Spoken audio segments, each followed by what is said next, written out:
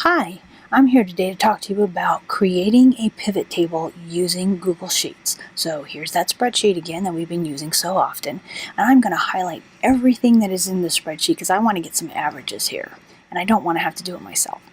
So what I do is I go down to Data, and I'm going to say Pivot Table. Once I open up the pivot table, I don't have any data in it, but you'll notice that it is giving me some suggestions. And one of them is average of March 4 through 8 for each subject. So I'm going to use that one because that's what I want. I want an average of that week. So I click on that. And when I do, now it has actually put the averages in there for me for each of the subjects. So now I want to add some more values. So I click Add Values.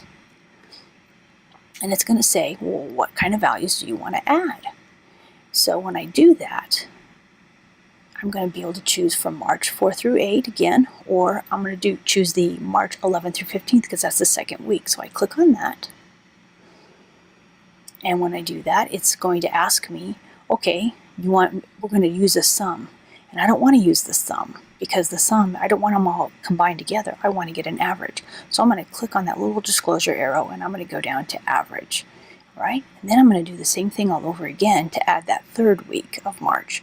So I'm going to click, we want to add some more data, and I'm going to click on the last week of March, and I'm going to make sure that we take out the sum and we put in the average. And when I do that, you'll see I have averages for those 3 weeks, and then I have a grand total of the averages, of all 3 of the averages. So that's actually really, really cool. I can get a whole lot of data, a whole lot of information with just a few clicks, and it looks like I spent a long time. Thanks for watching.